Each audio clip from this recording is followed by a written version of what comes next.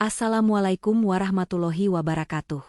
Sahabat semua, sebelum kita mulai kisah penuh makna ini, mari kita bersama-sama bersyalawat kepada baginda Nabi Muhammad Shallallahu Alaihi Wasallam. Semoga kita mendapatkan syafaat beliau di hari kiamat kelak. Jangan lupa pula untuk menunaikan sholat tepat waktu.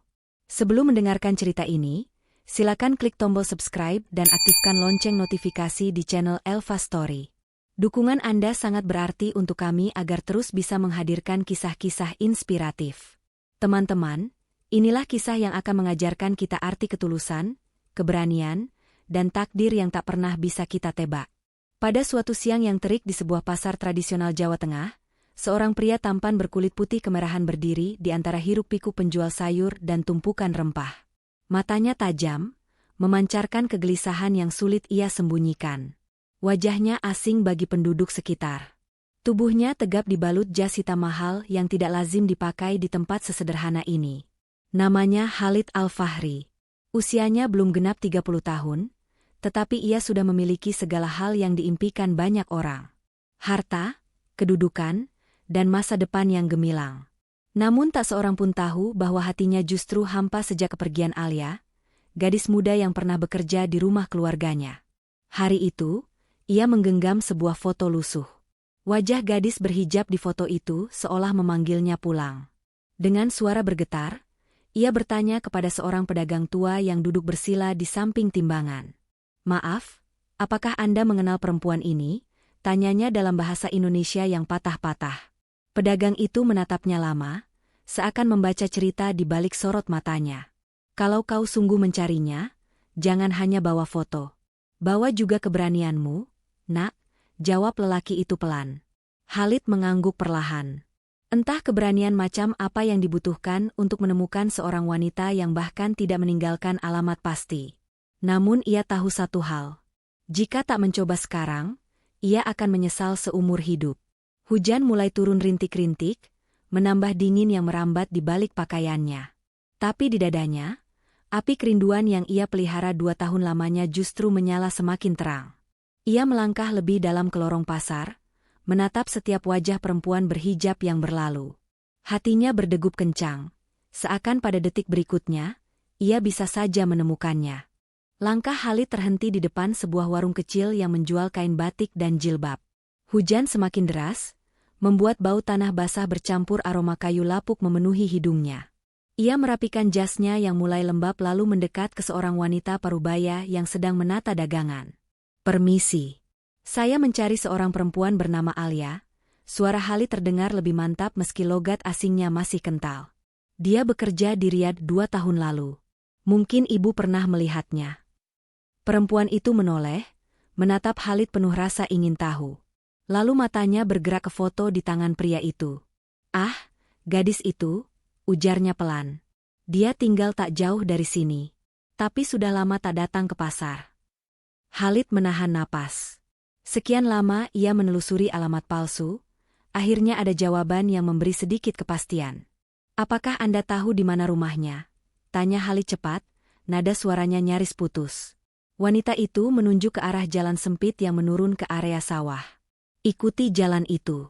Nanti kau akan melihat rumah kayu tua dengan pagar bambu." Tanpa pikir panjang, Khalid mengucapkan terima kasih berkali-kali. Hujan yang mengguyur tidak ia pedulikan. Langkahnya melewati genangan lumpur, membuat sepatu kulitnya basah kotor.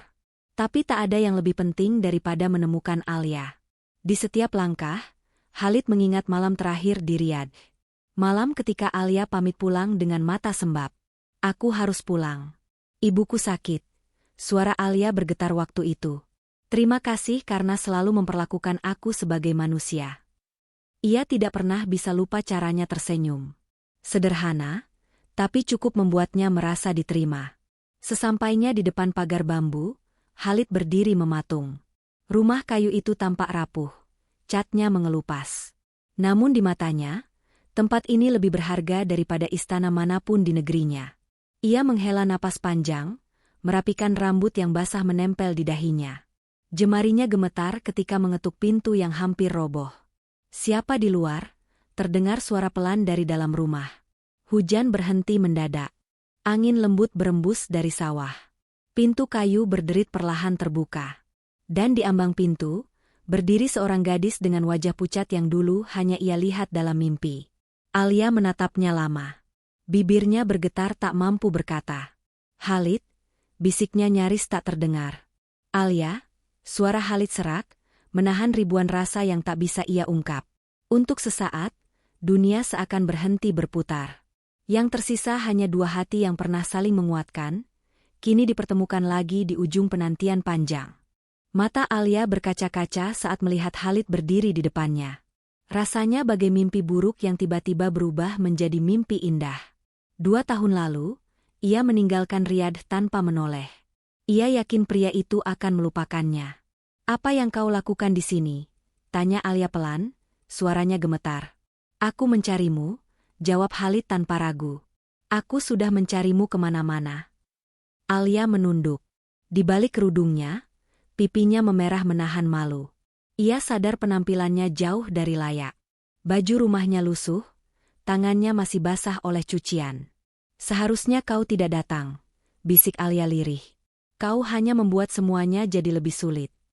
"Aku tidak peduli seberapa sulit. Yang kupedulikan hanya kau." Khalid mengangkat dagunya, menatap mata itu yang dulu selalu menunduk saat berbicara dengannya. Hening menyelimuti mereka. Suara jangkrik di sawah dan angin malam bercampur jadi satu. Alia ingin menutup pintu, tapi tubuhnya kaku. Ia belum siap menghadapi perasaan yang dikuburnya lama-lama. Khalid perlahan masuk 1 langkah melewati ambang pintu. "Aku tahu aku orang asing di tempat ini. Tapi aku datang bukan untuk menagih apapun. Aku hanya ingin mengatakan satu hal." Alia menahan napas. "Aku tidak pernah melupakanmu," ucap Khalid tegas. "Bahkan ketika semua orang bilang aku gila." Setitik air mata jatuh di pipi Alia. "Kau tidak mengerti, Khalid. Aku hanya pembantu," suaranya pecah dalam tangis. "Aku bukan siapa-siapa. Tapi bagiku, kaulah segalanya." Khalid menggenggam tangannya yang dingin. "Aku meninggalkan semuanya untuk membuktikan itu." Tangis Alia pecah semakin keras. Ia menutup wajah dengan kedua telapak tangan, tak sanggup menerima kebaikan yang tak pernah ia rasa pantas. Di balik tirai tipis, seorang wanita tua mengintip. Ibunda Alia, yang sudah lama sakit, menatap pria itu dengan mata sendu. "Alia, siapa dia?" suara ibunya lemah. Dengan suara bergetar, Alia menjawab. Dia orang yang dulu sangat baik padaku." Khalid menunduk hormat pada wanita tua itu. "Ibu, saya Khalid. Saya datang jauh-jauh dari Arab untuk menemui Alia. Jika ibu berkenan, izinkan saya membantu merawat beliau dan keluarga ini." Ibu Alia hanya menatapnya lama. Matanya berkaca-kaca. Dalam hatinya, ia tahu, cinta yang tulus memang tak mengenal jarak dan status. Hujan turun lagi malam itu, membasahi genting rumah kayu yang rapuh. Khalid duduk di kursi bambu dekat pintu, sementara Alia sibuk menyiapkan air hangat untuk ibunya. Sesekali ia mencuri pandang, memastikan Khalid tidak keberatan menunggu. "Alia," panggil Khalid pelan. Alia menoleh, menahan degup yang tak mau reda sejak sore. "Ya," jawabnya hati-hati. "Aku ingin tahu, mengapa kau tak pernah menulis surat padaku setelah pulang." Suara Khalid terdengar patah di ujung kalimat. Alia menghela napas panjang. Matanya menerawang ke arah lampu minyak yang temaram. "Karena aku ingin kau melupakanku," bisiknya. "Aku hanya ingin jadi kenangan baik di rumahmu. Bukan beban." "Beban." Khalid mengulang kata itu lirih. "Kau tak pernah jadi beban. Kau justru menyelamatkanku dari kesombongan yang kubanggakan." Hening sejenak. Hanya suara hujan yang terdengar di sela-sela perasaan yang beradu. "Alia, sejak kau pergi, aku mulai bertanya pada diriku sendiri, apa artinya semua kekayaan itu kalau tidak membuatku bahagia?" Khalid menunduk, menatap lantai bambu.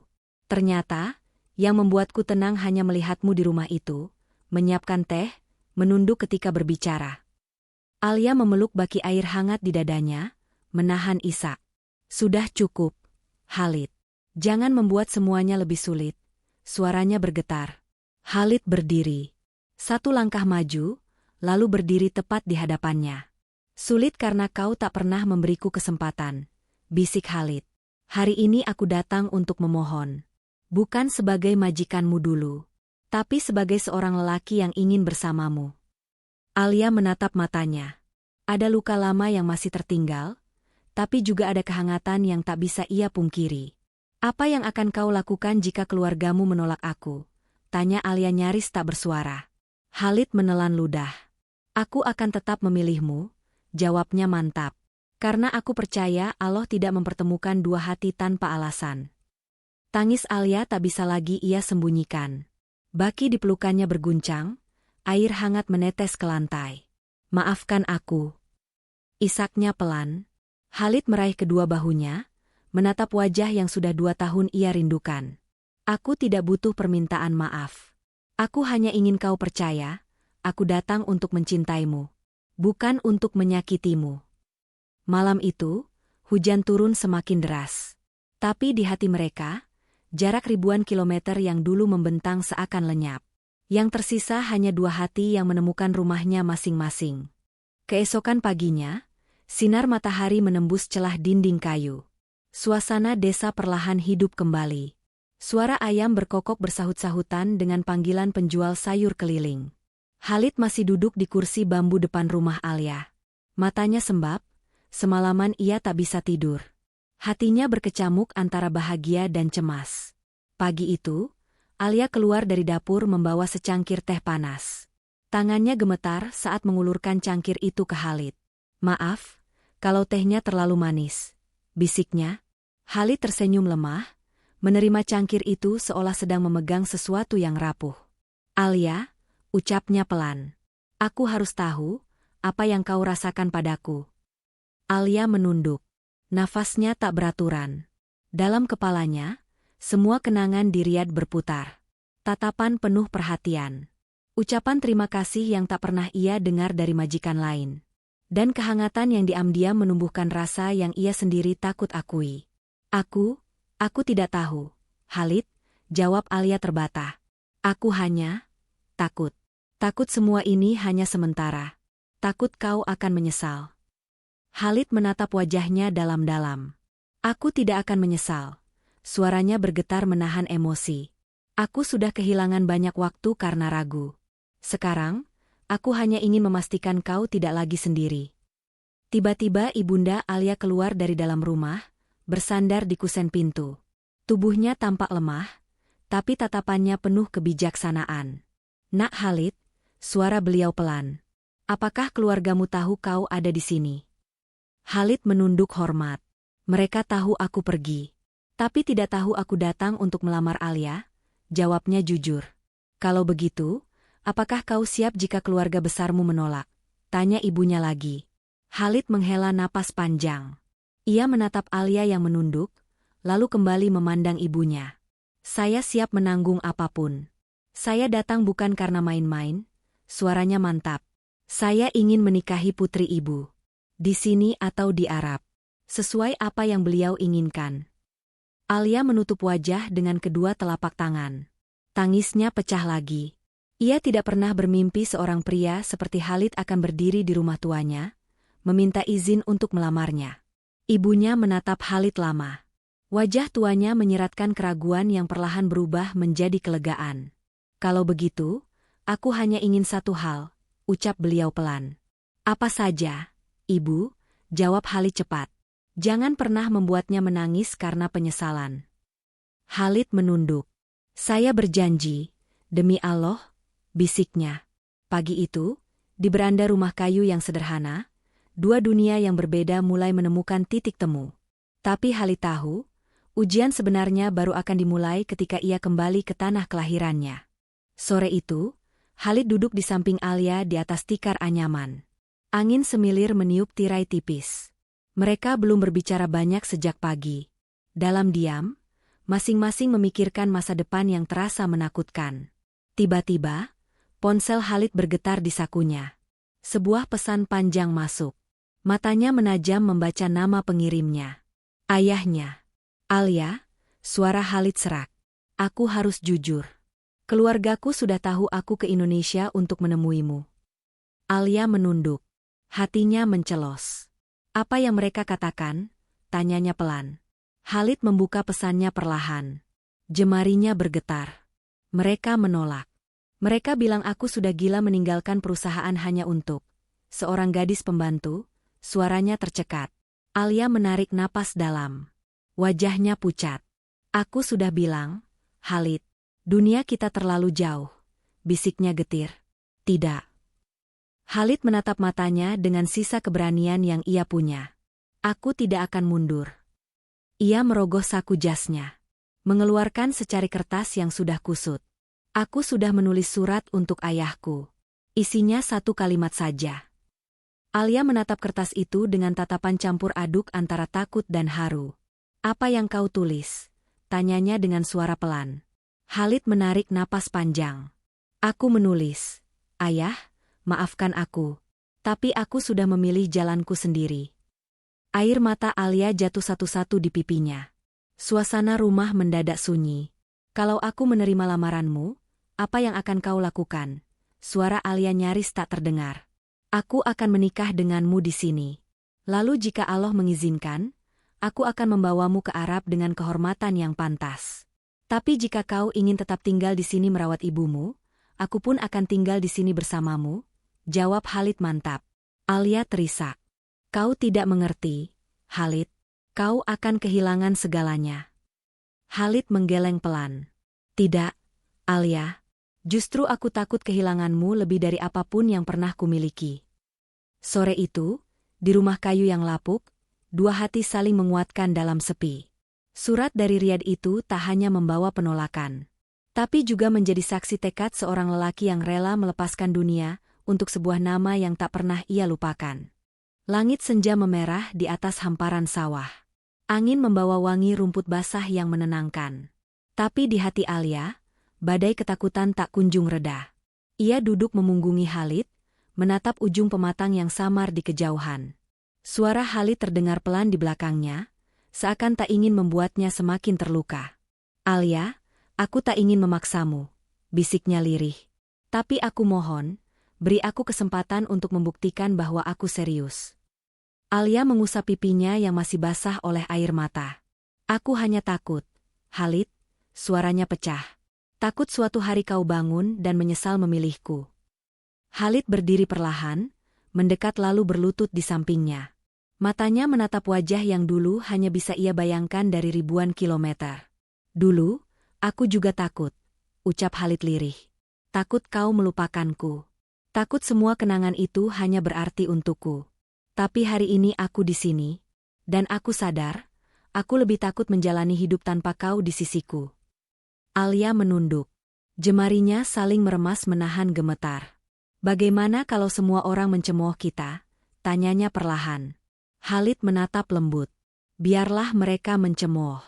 Yang tahu isi hati kita hanya Allah. Mata Alia berkaca-kaca lagi. Dalam hening, ia perlahan meraih tangan Khalid yang dingin. Kalau aku bilang, aku pun merindukanmu selama ini, apa kau akan percaya? Khalid tersenyum pelan. Aku akan percaya. Suara azan maghrib berkumandang dari surau kecil di ujung jalan. Suaranya memecah kebisuan, membuat Alia menutup matanya dan menunduk penuh syukur. Alia. Khalid berbisik. Izinkan aku menemuimu lagi besok. Setelah itu, jika kau masih ragu, aku akan pulang. Tapi jika kau yakin, aku akan melamarmu di sini, di hadapan ibumu. Alia terisak, menahan perasaan yang selama ini ia simpan sendiri. Baiklah, suaranya gemetar. Besok, datanglah lagi. Senja itu, di tengah kesunyian desa, sebuah janji kecil terucap. Mungkin belum cukup untuk menenangkan semua keraguan. Tapi cukup untuk membuat dua hati yang luka kembali berani berharap. Pagi berikutnya, mentari bersinar cerah seakan ikut merestui pertemuan itu. Khalid datang dengan pakaian bersih, wajahnya tenang meski matanya sembab kurang tidur. Di tangan kirinya, ia membawa kotak kecil berwarna merah beludru. Alia sudah menunggunya di beranda rumah. Wajahnya tampak lebih damai, meski semburat gugup tak bisa ia sembunyikan. Ibunya duduk bersandar di dinding, menatap Khalid dengan tatapan lembut yang penuh pengertian. Langkah Khalid terhenti hanya 1 meter di hadapan Alia. Ia menarik napas panjang, lalu berlutut di atas lantai kayu yang dingin. "Alia," suaranya parau. "Aku tidak datang hanya membawa lamaran. Aku datang membawa semua keberanian yang baru kupunya setelah kehilanganmu." Alia menunduk. Suaranya bergetar saat menjawab. "Mengapa harus aku?" Khalid menatap matanya yang basah. "Karena hanya kau yang membuatku merasa menjadi manusia. Bukan sekadar anak orang kaya yang selalu menang. Kau yang membuatku sadar arti syukur. Kau yang membuatku mengerti apa itu rindu." Ia membuka kotak merah itu perlahan. Sebuah cincin emas sederhana berkilau di dalamnya. "Alia, jika kau percaya padaku, jika kau mau bersabar menghadapi keluarga dan cemoohan orang-orang, maka hari ini aku mohon, izinkan aku menjadi pendampingmu." Hening merambat lama. Angin lembut meniup ujung kerudung Alia. Matanya perlahan menatap cincin itu, lalu menatap wajah Khalid yang menanti dengan napas tertahan. "Kalau aku menerima lamaranmu, apa kau yakin tidak akan menyesal?" tanyanya pelan. "Aku lebih takut menyesal tidak pernah mencoba," jawab Khalid tegas. Air mata Alia jatuh perlahan. Ia mengangguk kecil, lalu menutup wajah dengan kedua telapak tangan. "Baiklah," suaranya terisak. Aku menerimamu." Ibunya menunduk menahan tangis haru. Khalid menundukkan kepalanya lama, seakan memanjatkan syukur yang tak terucap. Perlahan, ia mengambil cincin itu, menyelipkannya di jari manis Alia yang gemetar. Mata mereka bertemu. Dua hati yang dulu hanya terhubung lewat doa akhirnya bersua dalam janji yang sederhana, tapi lebih tulus dari apapun. Langit desa yang biru menjadi saksi bahwa cinta bukan soal kedudukan. Bukan soal jarak. Tapi keberanian untuk memilih, meski semua orang menganggap itu kegilaan. Dan di rumah kayu yang rapuh itu, Khalid tahu, untuk pertama kalinya dalam hidup, ia pulang ke tempat yang benar-benar bisa ia sebut rumah.